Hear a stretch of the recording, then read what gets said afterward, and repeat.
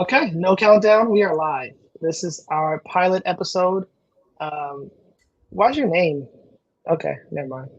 You gotta brand yourself, Anita. Is that what we're doing? Every We're, opportunity. okay, all right, cool. Um, no, this is awesome. This is something that. Hi, first and foremost, I'm Casey, and I am joined by my co-host Evita, and we are putting together a new podcast, trying to figure out exactly what we're going to call it. She didn't like my title, so we're going to give it a different title at some point. One of my maybe 8 titles that I have for this If there's options, podcast. hear them all, then Okay, we I can gotta just. vet them out. I gotta vet them out. So this is just a pilot. So we're gonna test this out to see how this works, to see how it flows. Um, but the concept of this podcast is going to be so the same way that you have reactions on new music that come out, that you have new reactions for new movies or anything like that comes out. What we're going to do is we're going to do some reactions for some educational, informational, self-developmental, just all types of different podcasts or performances, anything like that that we feel like could be beneficial and kind of help other people out. So I'm excited, Vita. Hopefully you're excited about this. Absolutely. We're gonna learn. We're gonna learn a Yeah, lot about each other during this process, and we're gonna learn exactly how to kind of make this thing exactly how we want it to be. So definitely. stay tuned for the ride. So today, what are we talking about today? Today we're talking about happiness. Ooh, you sound really happy when you said that. I know. I'm one of those always positive people. So, but Oh no, he's like, it's a different twist though, right? Because happiness is going to mean different things to different people. So we say it and we probably think that of ooh, you got to be happy. And it's like, does it? What's your definition of that? What does that look like in your life? so before we get into it deeply, because I think this is actually might be the first time we get to talk without having boundaries per se. Boundaries meaning I got to hop off on the call, you got to hop on the call, you got to go do something. So we kind of get to actually just kind of really vet our thought process here. So we are going to talk about happiness, but Hmm. we're also going to reference a podcast from Mel Robbins and I think it's Shetty. Yeah. Hopefully, I'm saying that right, Jay Shetty. To pretty much fixtures in the game of self development and also just well being in general. So they had a great podcast where they highlighted all things happiness, anxiety, Yeah. stress. What else did they talk about? They talked about quite a few different things. So we're going to kind of really break that down, give our Hmm. thoughts on it, and share our input, and also reference the actual podcast so you can hear clips of it. Yeah. Right. Cool. So let's kick this thing off. So my question for you, Avita, is what is happiness? Well, I think you'll see it a little bit when we play some parts of this. I think this kind of came at a perfect time for me. Sometimes you're like, we've talked about it before, but sometimes you could hear things or read something or see something, and depending on where you're at in life, it might have a different impact or no impact, right? Like some things you're just like, yeah, okay, cool, move on.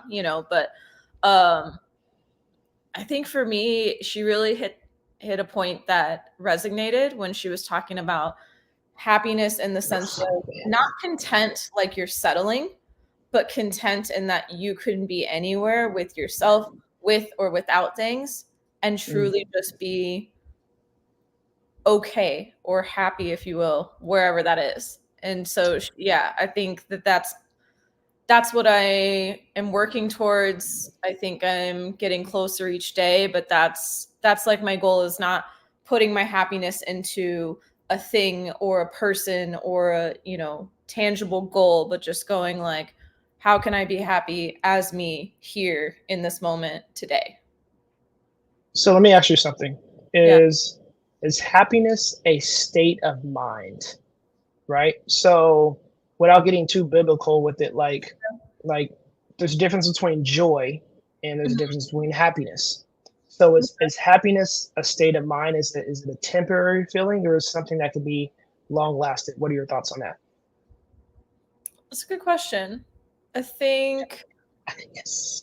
See, I'm starting not off sure. with good questions. Starting off with good questions. Because And when you, I and get into it, I'm like, oh man. I don't know. I'm not sure I've given that comparison much thought before. Mhm. Um, I guess to an extent, I think it could maybe I lean towards the first definition of it could be temporary because I Mhm. I think that that's why we resonate with that, like, oh, I feel happy right now. Like, you're probably not Mm-hmm. going to feel happy, you know, for a duration of days or weeks. You're going to have other feelings mixed into that. But to that point, I also think you can have simultaneous emotions or feelings or your state of mind. So I think potentially you could argue it's long term if the things that you're doing are intentional and you are to that point having the state of mind that I'm okay Mm-hmm. with all the things I'm doing and I'm just embracing where I'm at all times. I guess I could kind of see how you could argue both sides. What is your view on that? Yeah, so I think, and again, this is just our personal perspectives on it. I Yeah. think happiness is a state of mind. Mm, The reason I say that is because if you think about it, like, what do we always talk about? Like, especially in this country, we talk about the pursuit of happiness, right? mm, So like we're always chasing happiness per se, right? So like you could be happy in this instance, but I think too often we let other things trigger. We'll talk about it some more. Really define exactly what happiness is. So I think it's a state of mind. I think it's a momentary thing that could be long lasting, right? So you can have yeah. multiple different moments per se, but I don't like when I think of joy, I think of like long lasting. I think of happiness, I think of more like temporary. So Hmm. let's get into it. So is happiness different than content? So we talked about, being happy, but then we also talked about like being content, right? So sometimes being content can kind of be looked at from like a negative perception, like it's Yeah. almost like you're settled, like you're settling. And Yeah. I think that that's not always the case per se. Um, so what would you say is the difference between like being happy, like I'm happy and I'm content? Yeah, that's why I'm like, I kind of touched on that before too, where I'm like, I definitely think that there's that link that we kind of associate, like, oh, if you're content, you're just like cool with where you're at. Like, oh, you have no aspirations or oh, you know, whatever it is. Um, but I think it's all, you know, they say like the eye of the beholder, you know, like what are you considering content? Like that could be one definition, but I think in this scenario, like we said, being content or allowing yourself to just be and to experience happiness in the sense that like you are content with everything you have, with your surroundings, with yourself, with how you're feeling, where you're going, all the things. um I don't think that that's a negative, you know. I think you can be content in a way that is showing happiness, but I don't think it's necessarily always going to be associated, you know, because potentially that's why the definition changes, because someone else could be sitting there completely, you know, they haven't hit their dreams or they're not necessarily happy, but they're just cool sitting where they're at because of maybe other factors. They don't want to face the fears of certain things or they don't want to take risks or whatever it may be. Hmm. No, no, I think you hit some really good points. I think for me, when I think about like being content per se, I Yeah. think, especially after reading The Mountain Is You, I feel like when you're content, I feel like you're accepting where you are in this very moment, Mm-hmm. and you're okay. You're okay with that. I don't Yeah. think like you're settling. I don't think like like you're giving up per se. But I Right. think you are in a space of appreciation, maybe even a space of gratitude, and like you are feeling like I'm okay exactly where I am at this very moment in Yep. time in life. So those are my Absolutely. thoughts on it. I want to move over to we're gonna get into the let's get into the pod because I want to talk about something that Mel says. She talks about like gripping onto something. So Yeah. let's get into it real quick.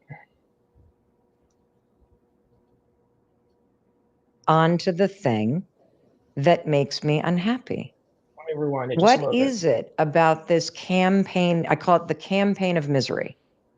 Like instead of focusing on the fact that here I am, first of all, lucky enough to be in Los Angeles, to be able to have the means to go see her for Parents Weekend, that I have a relationship with her where she would want to come and just snuggle up and spend the night, that she is pursuing her passion and dream of being a singer-songwriter, that she is just killing it. She's happy. Why am I always defaulting to the loss? Mm. So true, huh? So true. So what like it's so crazy that we always think of it that way. So like for me, like what am I gripping? Like I always have to remind myself, like what am I gripping onto? Like Mm-hmm. what am I working on that's preventing me from being, quote unquote happy, right? To being content, to be happy to the next level. I think for me, it's like after like doing some like self-reflection and kind of deep diving a whole lot more, I feel like it comes down to accolade, like status, right? So when I say that, meaning, oh, if I get to this level, I'm good. Oh, if I pass this test, I'm good. If I make this amount of money, if I'm in this situation, it's always a if and then, if and then, right? So back to being like the whole content and being, a state of happiness. Like I feel like I'm trying to do a better job of being in that moment and appreciating the moment. So for example, like this past Sunday, the pastor was talking about like this is big. So like appreciating like some of these moments, like these are big moments. They might not be the grand picture of things, but like this in and of itself is big. So when she talks about like we're always grasping onto something, it's almost out of like default, because I feel like sometimes we are afraid to be happy. It sounds silly to say, right? Like we're almost like, No, it's real. I can't be too happy, right? So Right. what is something that you might be clenching onto, that you might be holding on to, that kind of takes you from that state? Yeah, I think I'm like, it's about to get real. Like, I Yeah. guess so. I think when I heard you expressing your side of that, I think hearing you say like status, for me, it wouldn't be status, but I think it would be more of like approval. So for me, it's letting go. External? Yes. And External. the internal as well, of just Okay. letting go of that idea of like, who cares what everybody else thinks? Yeah, so true. Because it's like, if they give you a gold star and it doesn't make you feel good, what good is that? But I feel like it's that same idea of chasing something that it's like you're never going to quite get there. Or like that's not what's going to truly fulfill you. It's almost like the mask on things. So the status. Oh, okay. Once I make manager, that'll be it. Oh no, once I make partner. Oh well, once I'm the owner, that'll be it. And I think for me, it would be the opposite, where it's like, oh, but if I could get, you get your parents' approval, or then it's like, oh, if I could have my professor, ooh, I make it on this team. If they think I'm doing good, oh, then I must be doing good. But are you okay with that? And so I think kind of constantly checking in, and that's kind of been my personal growth journey, is just learning. And to that point of like the content and happy, to me, that plays into each other of going, I don't need other people to do the things that make me happy. If I want to go try something or do something or not do something, that like I can sit in that confidently, and that's going to be, I can be content with where I want to be or where I'm headed. And we're going to get into it a little bit more down the road. But one of the things, even doing this today, like I've talked to you about this now for a couple of weeks. I've had this idea, but I feel like I kept fighting myself internally to like just do it, because I feel like there's so many people on YouTube. There's so many podcasts, but this has always been like kind of like a therapeutic space for me, and I really enjoy it. So like I had to fight myself from like, hey, just push through and just do it. We'll talk about that a little bit more, but we just got to push through and do it. Let's get back to, she's about to say something else here. She's going to talk about our busyness. So I want to dive into this a little bit. So busy as a means to outrun, I think, a deep-seated unhappiness. And that when the pandemic hit and I had to slow down and I had to truly say to myself, okay, you can't go anywhere. You cannot regulate your anxiety by running to Target. You can't catch a plane. It's you and you and yourself right now, Mel. And all the coping mechanisms that you used to have that distracted you from the fact that you're just not that happy. They're not there anymore. And unless I want to drink myself into the ground, which I don't, and numb it, or hit the vape pen or take unless I want to numb it, take a gummy, I got to deal with it. And so I've spent the last 2 years, and I continue to focus right now on the number one goal that I have, which is to learn how to be happy and content wherever I am. So good. I feel like we're watching a sermon. I feel like we're watching a good sermon. We're like, keep going. What What are your thoughts on what she says? Does our busyness cover up for our unhappiness? Absolutely. I 100% think it does. Why are you grinning, Why? man? Why? Why do we do that? Because I think we're programmed by it. I mean, if you think about it, especially in, I can't speak for other cultures or whatever, but especially like here in America, it's like we are so consumed by how busy are you? Mhm. Hanging out with friends? Are you working enough? Is your phone's going off? Your emails are going off. If you're not doing that, it's like there's always something going. And when it's not, we freak out. Like people you're the weird one if that stuff's not happening. There's this like unsettling of things being too quiet or too peaceful. Like it's odd. We don't even, and that's the things that we're consciously noticing. Forget the unconscious of you're always hearing background noise, cars, ambulance, kids in the background or construction going on. I mean, these are things we hear every day and we don't even think twice about it. But you're like, oh, it's okay. I'll go to the store. I need to go to Starbucks. I need to go. And everything is, I need to go somewhere, do something. I feel like we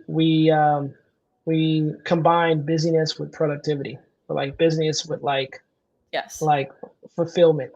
Mm-hmm. Oh, how you doing? Oh, I'm busy. I've been busy. How's it been? Been busy. Like, why is that that's like our default answer? And I feel like we do that because like if it's almost like an acceptance. Oh, like he's really doing something because he's busy. Right? Think about the people that go to work who pretty much don't do shit throughout the day, right? But they're just kind of moving around, talking to people, and they look busy. So it's like they must be doing something. So I feel like we yeah, my coworker's like, yep, that's you, Casey. No, but but it's I feel like we don't necessarily confuse it. We tie those two things together. And I think far too often that we put things off because we think we're too busy when really we're not, right? We're either scared of success in a sense of like pushing through to do something. We're scared to kind of take that leap, that next step. So we just, covered up with smaller tasks or just busy tasks, right? Tedious things that make us feel like we're still working towards it, but we're just not quite there yet, Yeah. No, I completely agree. I think she touched on too, like during COVID, and I think it's such a great example. And I know that's a touchy topic, and I'm like, I'm not here to get into politics. That's not what we're here for. But I'm like, I do think it was such a monumental moment because of that point where she's right. It's like, and I also think there's two lanes to this potentially, because I know for some things did not stop. So you had to do certain things and you truly were, busy or having to go along your way in maybe a similar manner that you were prior. But I think for a lot of people, to her point, suddenly like, oh, now you've got time. You couldn't go out. You couldn't, potentially go see family, or there was all these different restrictions where it really made you just sit in where you're at or start to think about like, was I really busy and did I not have time? Or do I suddenly have time for that? Because now you're going, well, if nothing is promised and you're having that reminder, all of a sudden you made time for family that you probably wouldn't have seen in another 5 years, or for that project or business or what, like it's interesting how that shift things. It's so funny because I was one of the few people in my circle that, I mean, outside of like the illnesses and the deaths, by all means, of course, but I was one of the few people that like I enjoyed the pandemic time. Yeah, things were just so simple, and it slowed my mind down. Things were so simple, and I got to really just kind of really focus on like the daily fulfillments of life.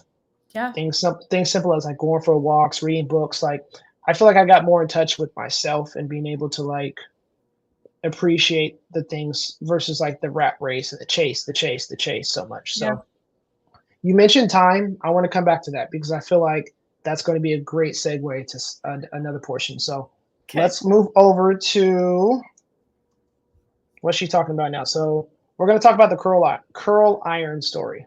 Oh yes. So I want to get your curl iron story.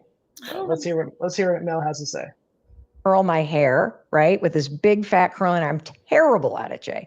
And all of a sudden, I hit my freaking ear, and I'm like, And I'm like, oh my God, I've just burned my ear. And Kendall casually goes, well, you got to learn somehow.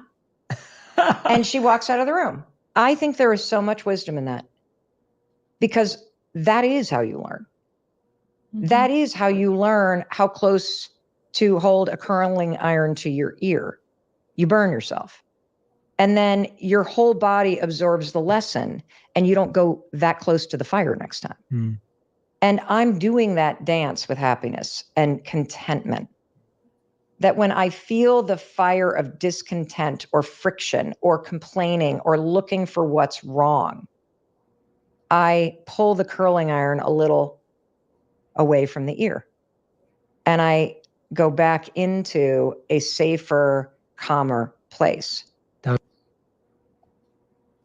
Such a good reference.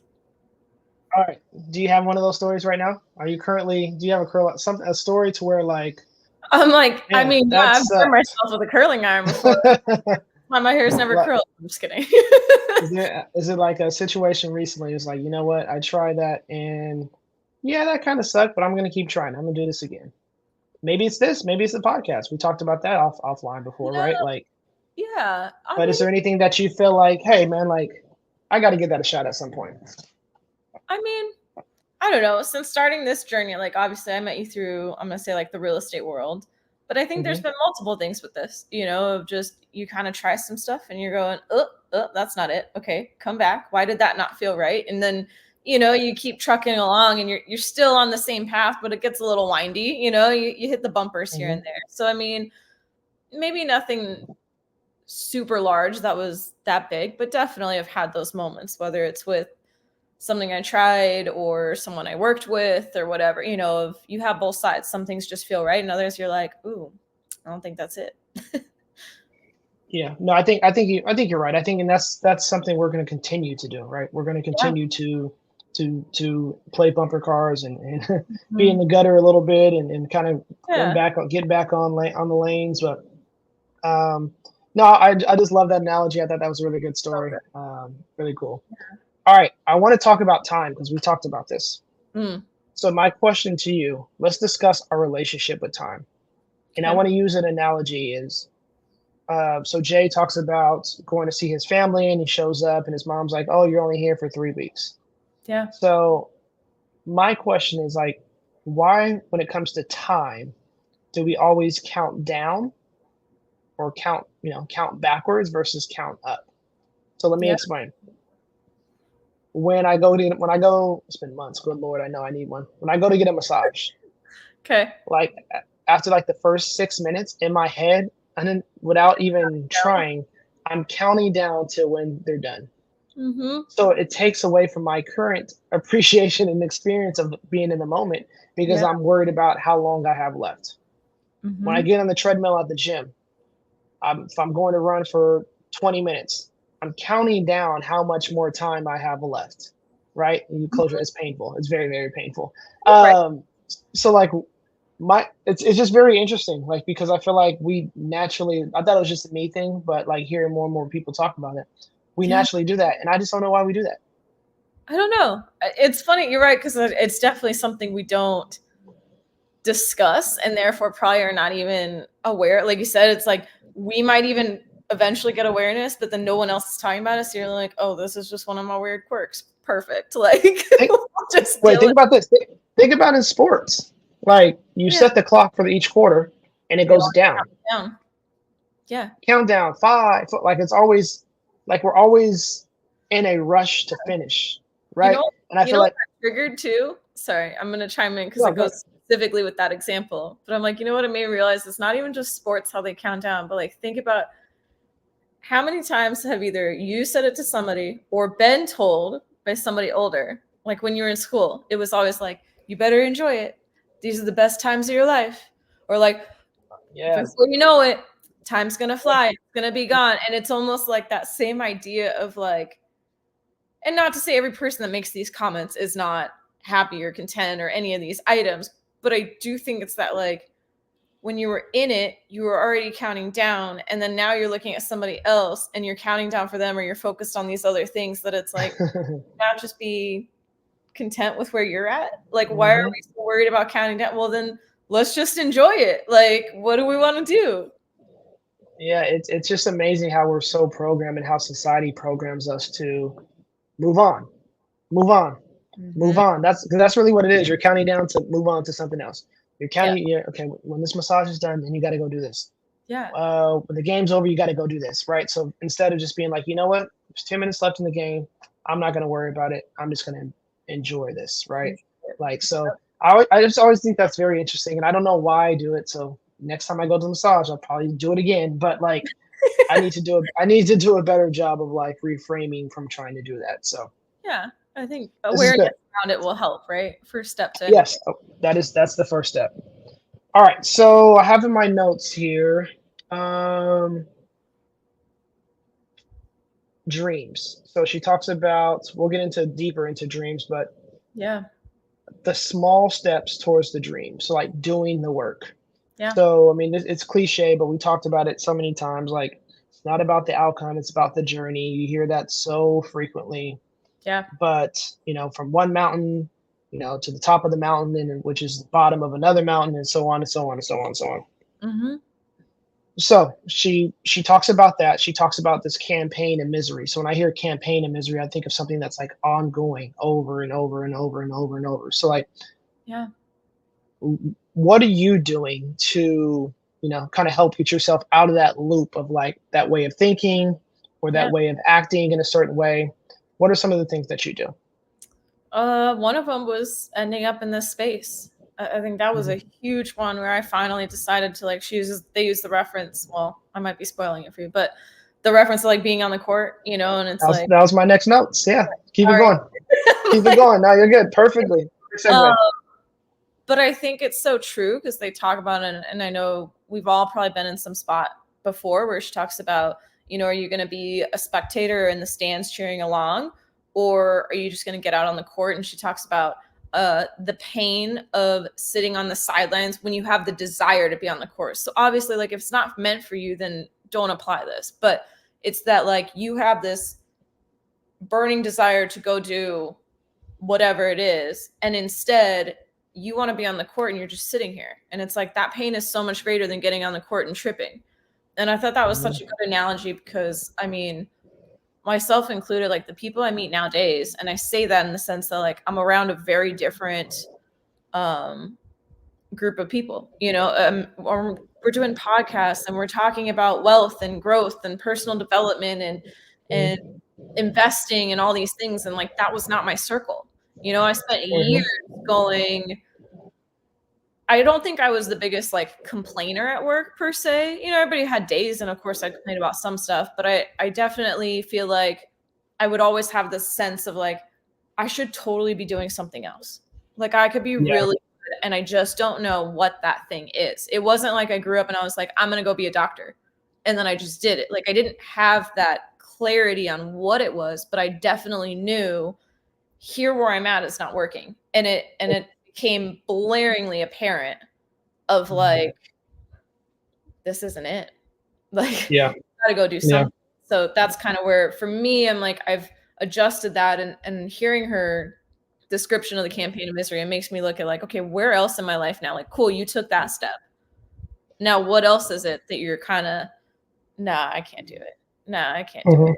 And then it's like, you should just try the dang thing.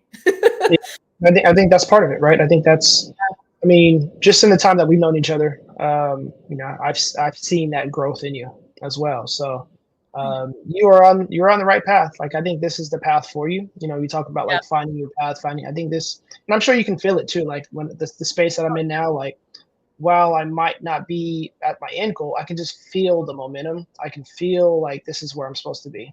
Yeah. And you start to feel it because everything else in life starts to kind of like line up.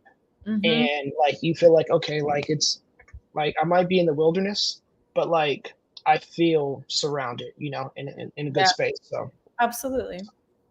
No, I'd agree. So no, I love that reference, the on the court, off the court, especially growing up playing ball. I was like, yeah, that's me. I'm on the court. So but even in this space, like the reason I asked you to do this with me is because I knew that you'd be consistent for one, and that you'd have quality input. And I felt like combined, like this would be a space that we can share our thoughts and at the same time, like educate ourselves. And I think that whatever this goes, I feel like this could be like something really special. So I appreciate you. I agree. No, I told you too. I'm like, when you called me up about this, I was like, man, I've been thinking about podcasts and I kind of did it a little bit. And then it was like, nah, like you said, you get in your own way where you're like, doing this. What are they going to listen to me for? And then you said that and it was like, well, yeah, I would show up. Yeah, I would talk about this. I like personal growth. And it was like, okay, let's try it. And even it's so crazy. Before we move on to the next thing, even today, like a couple hours before this time, like this popped up and this popped up, and I'm like, oh no! I feel what's happening here. I was like, I'm doing this. I'm doing this. So I wasn't sure, to be honest, too. I was like, it's the work period. I'm like, let's see how it goes. And I'm like, oh no, perfect. We're staying on track. We're doing this. All right, we're going to talk a little bit about criticism versus creation. I thought this was good. Mm-hmm. This is really good. Or artists that were up and coming, and we would critique them, and we would almost talk badly about them. We would criticize them, and we talk about how rubbish they were and how untalented they were, and if we had those opportunities, how good we'd be. And I realized that today's culture is propagating that even more, because now we're just scrolling through TikTok or Instagram, and you'll see someone who's doing what you want to do, and you may think you can do it better. But instead of doing it, we're spending our time watching someone else doing it and going, well, that sucks. That's rubbish. Right. I actually have friends who'll message me stuff like that sometimes. And they'll be like, look, I've been wanting to make videos for a while. And they'll send me someone who's made a bad video in their opinion. And I said, what's really interesting? When you're on social media, you look at everyone who's doing worse than you. I said, when I'm on social media, I look at everyone who's doing better than me and learn, right? It's like, there's those two mindsets. You're either criticizing someone or you're creating and learning and growing. And so I just feel what you're saying is so true. And I think I spent so much time thinking I had something, but then not doing anything with it. Yeah. So a couple things. Yes. I want to give everybody a visual. Yes. Because I find Jay's into words. I got to have a picture. Like my mind is not the words mind. You are either. So I stopped it because this is where she talks about on the court, off the court. Yeah. So we'll keep going. All right. So before we move on to the next part, criticism versus creation. Very similar to what we just talked about. It's so easy to critique others and get on there. And one of the things I do is I try to find each week. So I listen to a lot of podcasts. I listen to a lot of podcasts for a couple of different reasons. One, I'm so intrigued by so many different topics. So it might be Disney, Marvel's Agatha series. And then it might be, a sermon from Sunday. And it might be football. It might be sports betting. So I listen to all kinds of stuff. Yeah. But I also listen to style, technique, flow, cadence. Like I'm taking notes, right? So I don't listen to really just rubbish. Like I feel, I say rubbish. I feel like I'm in London. But I'm listening to others that I feel like are further along that I can learn from. So I really love that he pointed that out because that's exactly what I try to do on a weekly basis. Absolutely. I think it's the mindset too he shared, right? Like, because if we're all scrolling or we're all listening to podcasts or whatever, I feel like there's nothing wrong with watching or learning from somebody behind or ahead of you, right? Like, that's not the issue. It's like, how are you viewing it and why are you viewing it? Because I look at that and thinking like, I mean, for example, the social media, I'm like, who I follow has changed because of where I'm at, but how I view what people are doing is what changed. And that's not anybody else. That's my mindset of going, that's good. Instead of looking and going, and I've shared this with you, you know this, but I use influencers as an easy one for me because that's the people I used to see. And like, that was my criticism. Oh my gosh, people out here with their phones and like, stop being ridiculous. And this, if we could all just go around and take a couple pictures, wouldn't that be nice to get paid? And like, we would make these, like, I would make these comments and I was around people that like, we thought the same. This is crazy. Like, why are you doing that?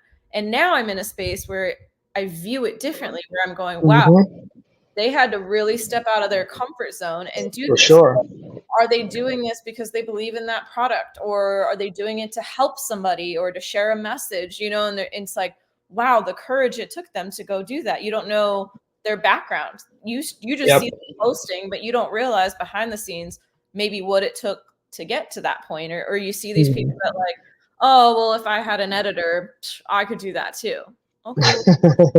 When we said you're like, oh my God, this stuff is really freaking hard. And so it's changing my criticism into respect or admiration for different things. And that's just the example for me. But I think it really is true that it can show up in different areas for us. For sure. I want to talk a little bit about dreams and delusion. Yeah. So the question that is called out is, are your dreams ever delusions? And Mel, and it may be in this clip. I can't remember if I got it in this portion or not, but Mel mentions, she says dreams are directional signals. So I want to get your thoughts on that. So let's hear what she has to say. Yeah. And then I want to get your thoughts on this. Yeah.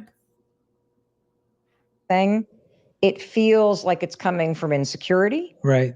It feels like it's coming from wanting to be better than, versus coming from a place where you're willing to take the risks and try and get on the court of life in a way that's aligned with this thing inside you.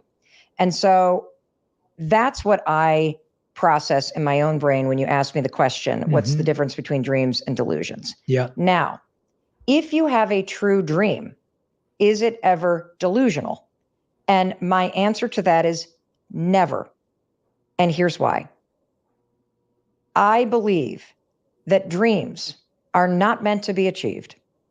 I believe that your dreams are a directional signal. That the dream is out there in a different chapter of your life, calling you from this moment toward that direction.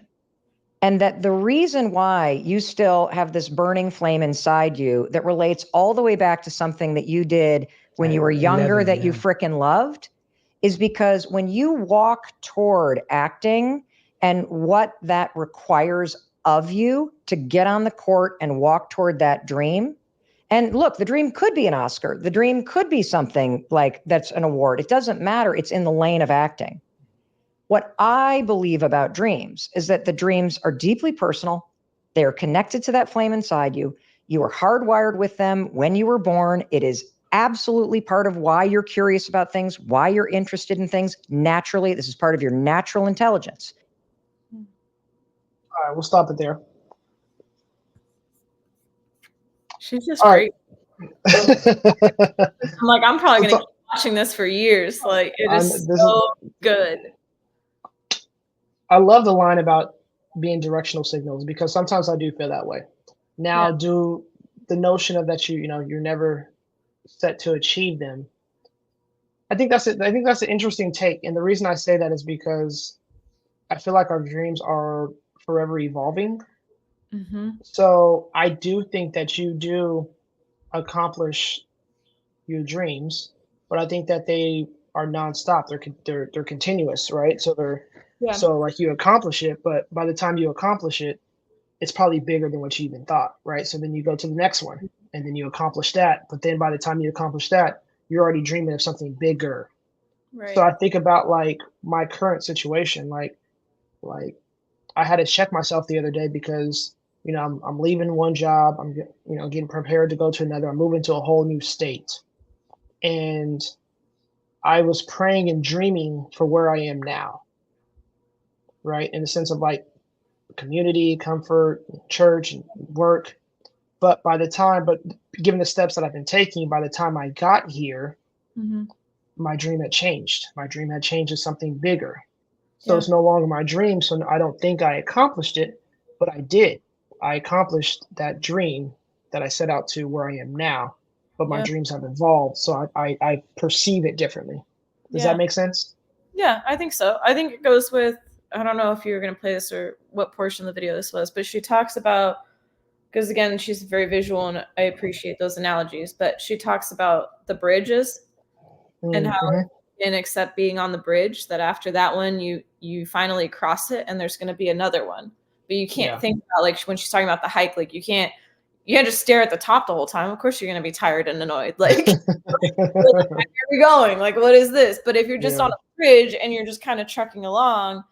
Okay, I feel like that's where it comes into play of this idea of being directional, because I think that's what allows you the fluidity to allow your dreams to evolve, so that it's a direction, as opposed to you're not saying, okay, when I'm living here and making X amount or whatever, like that's it, I'm done.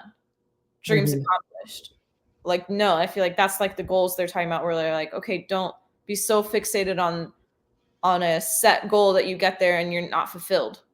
Because it's like the dreams will fulfill you more because you're constantly gearing in that direction. And of course it might look different because now you're in a different spot to open your mind to different things. So I think that still follows in line with it. I like that. No, I like how you phrased that. That was good. That was good. No, that's really good. So part of the process of dreams is like results. So my question is, are we too obsessed with the results? So like the lack of fulfillment. So like, meaning like, are we so fixated on the results and being fulfilled that we miss out on, the notion? Okay, for example, with the story that I just told. Yeah. I think I've been so fixated on my current dream, my current, goals that I'm going after. Right. That I did not recognize the results that I've been able to achieve. Right. So that kind of goes back to what I was saying earlier, as far as like this, like even just doing this today, like this is big. Yeah. It might not be the biggest, but this is big. Right. Yeah. And there's a reason for it. And I need to make sure that I recognize and that we highlight that we're taking this step. And then, we do another one, we take another step. Yeah. So I think when it comes like the bridge, the mountain, like I think that like too often, like we just have our head down and we're just moving forward, we're moving forward.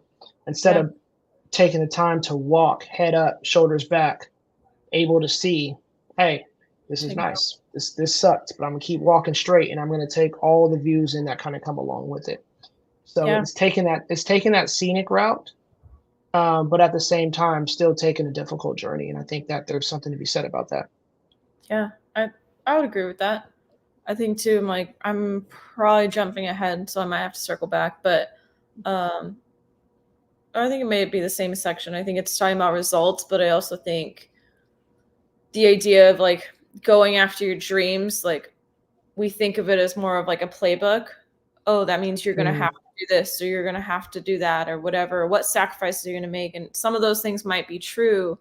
But I think she talks about like the true victory is just trying it. It's you getting on the court, not that you fell down. Okay, fine, you fell down, but you tried it. And so I think that's it too, of like you taking that moment to go like, hey, I fell and I picked myself back up and I'm still on this trail. Like we're still going. Or like, holy cow, I just made the game-winning 3-pointer at the end of the game. Well, let's acknowledge that. We didn't win the championship. Yeah, but that was a good moment. Let's celebrate. And so I think, there's a lot to that, of being able to take a step back or take that deep breath and just go, let's just acknowledge where we're at. Or like you said, today, it's like, we didn't talk about it. We actually showed up. Like, sweet, let's celebrate. So, let's hit on that real quick before as I queue up the next section. What are 2 things right now that, like I was kind of struggling with this maybe a couple months ago, or, a couple weeks ago, and I've done it. I'm here now, or I just did this. What's some things in your life that you feel like, okay, like I need to make sure I acknowledge that? I guess for me, I'm becoming better at, I'm usually fairly self-aware, but checking in with myself and asking for help.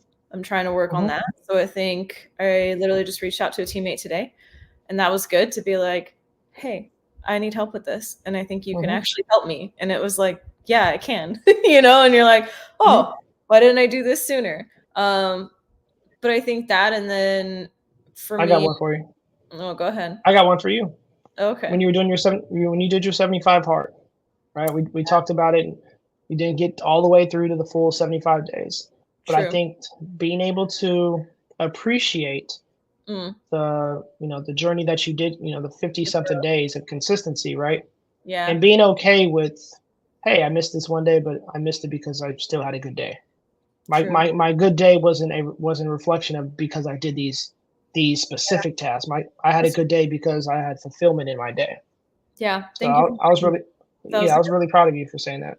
Thank you. Yeah. That's why I think it's on the journey to happiness, right? Though, because Mm-hmm. instead of, I feel like in the past, I would have beat myself up. Oh, Mm-hmm. failed. And most will.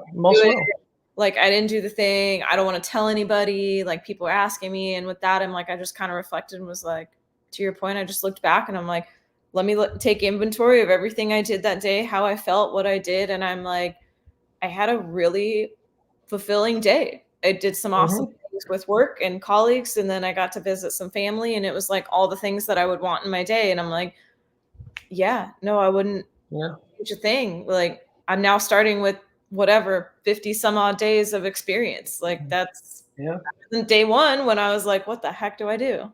What would your two be? Oh, good question. I think mine, I mean, so I've been really going really heavy in the business space. So I've had a couple near misses, so to speak, which I try to take it on the chin, but at the same time, I'm like, can't let it define you. Got to keep at it. Yeah. So today, I actually had another LOI signed today. Awesome. But instead of just saying, "Oh, it's another one," we'll see what happens. Like, I celebrated it. I was like, "Okay, that was good." Like, it's whether it goes through or not. Like, this is a good win. I need to make sure that, like, I continue to point those out. So that's one. And then two, like, I'd been kind of slacking a little bit on my fitness journey. So last week I went for like the full week, which has been a couple weeks since I did that. And instead of just saying, Casey, you should have been doing that, I was like, you know what, this was a good week, right? And highlighting that and trying to do a better job of winning the day. Yes. Right. So instead of focusing on, I got 30 days, just win today. Right. Fight what you need to do, win today, and then worry about tomorrow. Mm-hmm. So that's a great idea. So those are my two. I like it. All right. So I want to talk about the campaign of misery, but I also want to hit a little bit on the generational parental cycles. So I think she talks a little bit about that here. Podcast, if you meet the person of your dreams, then you'll be happy. And the truth is, for me personally, happiness was really about ending campaigns of misery in my mind. It was about identifying where I was arguing against myself and my potential. And it was allowing myself to get back on the trail or start walking across that bridge. Yeah, that's I love those visuals. They're so powerful and so beautiful. And I mean, when you said the bridge one, it reminded me of, I believe this is from the Christian tradition. I think I'm a little bit behind it's a bridge, because when it comes to parenting and a feeling of not believing in ourselves in two ways. One is your parents saw the path, they gave you it, but you're like, that's not my path, this is, and then your parents don't believe in it. Or your parents never believed in any path you were to take. And I think a lot of people I'm hearing right now are feeling like, Jay, I'm just surrounded by family and friends who don't believe in me, don't believe in my ideas, don't believe in the partner I want to be with. Like, I just don't feel like people support my decisions. Yeah. Chris and I have been married 26 years. We have 3 kids. They're 23, 22, and 17. There is no doubt in my mind I've screwed them up. I'm gonna stop it there. Good. Yeah. So what's funny is I think I missed the cue, so I can get the exact one. But that's okay. Obviously, no, you're not a parent yet, but we can talk about your parents, and we can talk about like your upbringing. Because I always think this is important, because I feel like we are in a generation now to where we are making a whole lot of different decisions than our parents would have made. And I'm sure our parents felt the same way about their generation, right? But with the advancements of technology now and all kinds of newness and the new entrepreneurials, and like there's a lot of things that we're doing that our parents wouldn't. And to be fair, we'll kind of look at us like, are you sure you want to do that? Like, maybe you should try to stay at this job for at least 10 years. And it's like, no. I'm gonna stay here for 3 years. I'm gonna go do this. I'm gonna start a business. I'm gonna become a podcaster. Like, there's so many things that are so different now. So like, I love this line, because like, I feel like so many times it's hard for people to get from under, the parental spheres per se of their family. Yeah. But I think there's something to be said about being able to do that and grow into your own, into the world. And like, that's like, when I think about my two boys, man, like that's the message that I want to make sure that I present and give off and share with them. So question for you: how similar are you to your family? And like, what are there, have there been decisions recently they're like, are you sure, Vita, you want to do that? Or like, what are you doing? Yeah. Here's some of that. It's interesting because I think in some ways I'm very supported by my family. And I say that, I say some ways because I would say overall, like, supportive in the sense that, like, we're all pretty close knit, you know, we hang out and they're like, oh, we're happy for you. That kind of, they always know, like, oh, Vita's doing well. You know, I was the kid that like tried hard in school and all those types of things. But I also think, yeah, I live a little different. Like, we move differently, right? Like, I do some weird things, or I'm not jumping at, you know, I've never been like a 9-to-5er. I'm just not. Like, I was in restaurants before this, and to me, that's probably as close as I'd ever get. And even that was like, nobody really understood my schedule or what I was doing, or like, wait, why do you have Tuesday off? I'm like, well, because that's why I work Saturday. And so, yeah, I think it's interesting. And just, you know, even I'm sure other people are like this too, like, within your families there can be different dynamics, you know. So yeah, I think it's definitely different, kind of separating yourself or acknowledging these things. Like they said, like, how did you grow up and how is that affecting you now? Like, is it affecting you? You know, are you feeling like, cool, I have all the support I need, or is it a division, you know? And I think for me, as much as I do actively work on not allowing others to affect my day-to-day or decisions, I do also have tendencies to like beat to my own drum and just like, you know, like when it came to this, like, I probably held back a little bit, knowing people will probably think this is weird and crazy and like, what the heck are you doing? But I just ripped the Band-Aid off and was like, I'm doing it. Like, this is it. Like, I think, honestly, I think this could be a full podcast. I'm gonna make note for this. I feel like this is a topic that I feel like can be a whole layer deeper as far as like the generational differences and, you know, what we're supposed to do but not supposed to do. And so we'll have to dig into that one a little bit more. All right, I want to move into, let me see. Okay, here we go. Part 3. So we're going to talk about self-confidence. So Mel talks a lot about self-confidence, and she gives a couple tips. And this will be our last main section. Let's see here. Been burning my ear. I still am gaining a little bit of competence. I know to hold this thing a little bit further away from my ear now. By gaining competence by burning my ear, I now am going to try again, and I'm going to be a little bit better. And I'm going to gain a little bit more competence, and then I'm going to try again, and I'm going to learn even more. And so confidence, at the heart of confidence, is action. It's the willingness to try. And all you need is to know that if you try, you're not going to die. You're just going to learn something. And when you learn something, it removes a little bit of the insecurity so that it makes it slightly easier to try again. And so I would follow the 60% rule. Okay. And I use 60% because that is the figure that was in the HP study about men applying for jobs when they feel 60% qualified.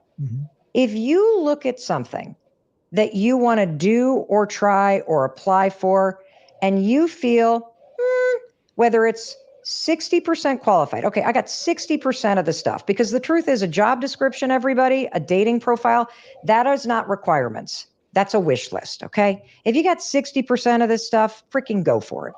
That's rule number 1, the 60% rule. The other thing is that if you're looking at doing something that you're scared to do, maybe it's signing up for an improv class. Maybe it is ordering the podcast equipment. Maybe it's signing up for Genius. Like, you've been thinking about it.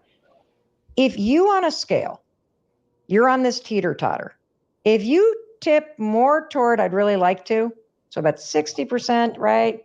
Wait, versus 40%, I'm kind of nervous, freaking do it.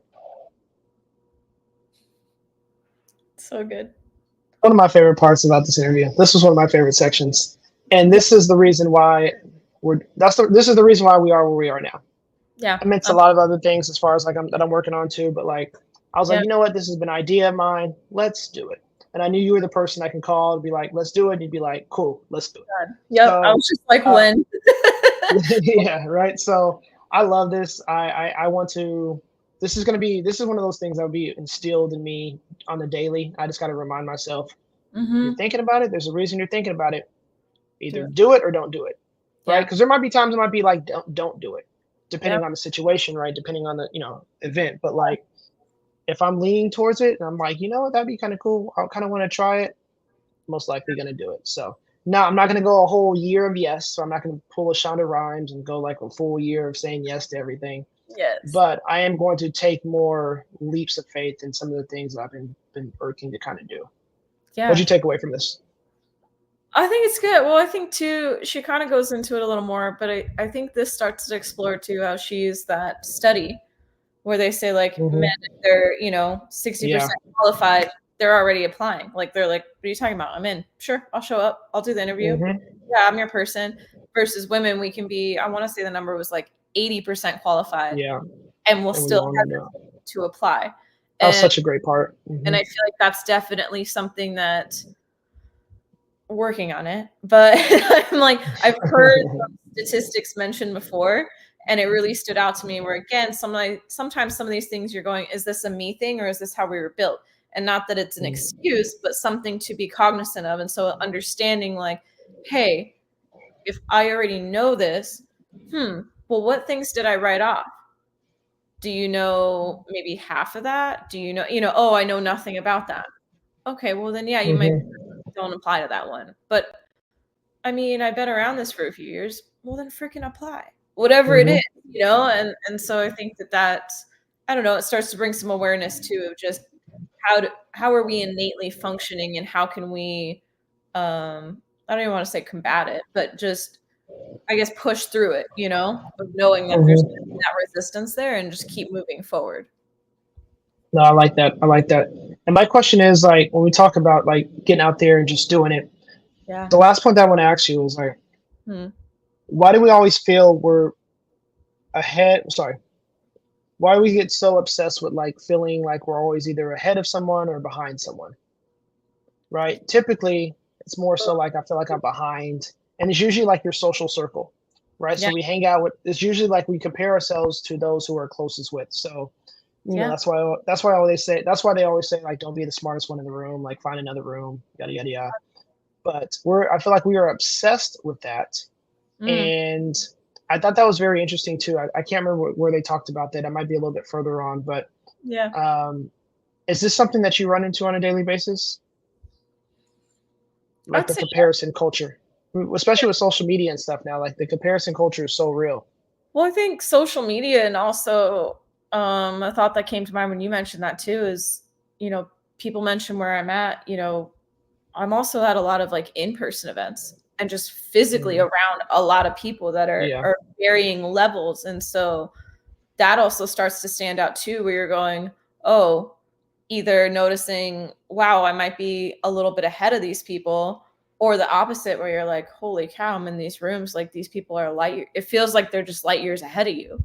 So I think that's a different element too, of like, not just the social media, but then like your physical proximity of being around people and having that literal comparison of like, you're seeing all the levels side by side. And you're like, even though you try not to size yourself up, you kind of are. So yeah, I think that's a tough one. I don't think it's necessarily wrong. I think it's just, it's almost like the criticism thing of like, how can you spin that, instead of maybe looking at it in a criticizing way towards yourself, being like, oh, okay, how can I fill somebody else's cup, but then allow mine to be filled by whomever I'm around. No, you're right. And that's something. It's definitely something I've gotten better with. And I even have to tell myself like, all right, you're not getting on Facebook for a week. You're not getting on Instagram for a week. It's tough. Like it's oh man, that's so dumb, Casey. Like that's like a kid. Like no, sometimes you have to train yourself. You have to build those routines to where like, hey, if I see something, like I'm not going to be triggered, right? Because I feel like there's so many things that could trigger you to start to feel certain types of way. and then Yep. you start to lose confidence in yourself, right? Yeah. So the book that we're reading, Self-Worth, Self-Confidence, like it talks a whole lot about that. So that's a whole nother conversation for another time. But I wanted to bring it full circle. Sure. What are two takeaways? I mean, I think this was a great podcast, the great topics from two great people. What were, two things that you're going to look to do moving forward that you got away from this, or just two key learnings that you got from this? What are some of the things that you would want to share? I think, holy cow, I'm like, there was a lot in this one. I'm not gonna lie. There was. It's a good We only played a couple. We only played, snippets, but it's packed with gems. There was one portion that really stuck with me, and I probably re-listened to. I'm still probably gonna butcher it, so sorry, Mel, if you're out there. But I re-listened to it multiple times because when I heard it, I was just like, "Oh, that's good." And she says something about it was like your meaning. Let me pull it up really quick because I wrote it down because I was like, it has to do with your goals. Let me see.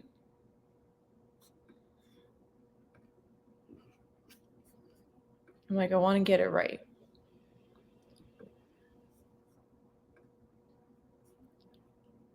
It was meaning comes from working on something with intention that has importance to you. I don't know why. I just thought that was so good because I feel like that just hits multiple areas, and it's definitely something that keeps with me. Of meaning comes from working on something with intention, but that has importance to you. Yeah, I feel like that's so key. Of like, you can't focus on what everybody else is doing, what everybody, oh, that means a lot to them. No, it doesn't have to make sense to anybody. Like that's you. I also think the second thing I'll take away from this was she used, again, another analogy, but the fact that if it's a true dream, that we don't have a pilot light that just goes out.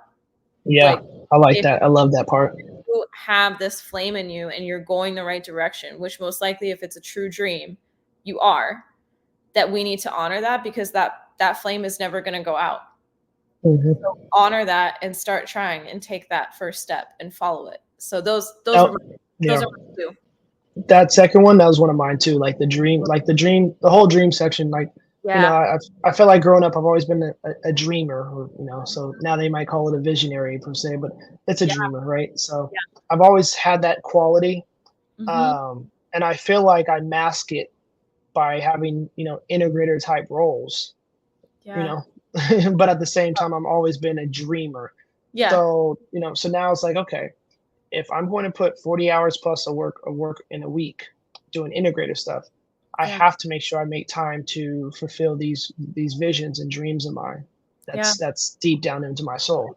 What they end up doing, I don't know. And honestly, I don't care, but I got to at least give it a shot. I think that was like the biggest takeaway. Oh, that's good. I think the last thing was just doing the work. Right. I think that, it's one thing to want it and to go after it, but I think doing the work, and I think sometimes we don't account for that and how important it is just by doing the daily work, the hourly work, the weekly work, whatever that is, like doing that work to get to, your desired optimum outcome. So, absolutely. So, I think those are all right, Avita, this was fun. First one in the books. Yes. We will come back. We will have a name at some point, and we might even have a theme song at some point. Oh, watch out. We are going to piece it all together. So for those that do end up listening to this, I appreciate it. And just know, like, this is the ideal humble beginnings. As you can see, the background is crazy right now. But I appreciate you and appreciate you for doing this with me. Thank you. So, yeah, absolutely. Only the beginning. Right. Have a good one. Bye. Later.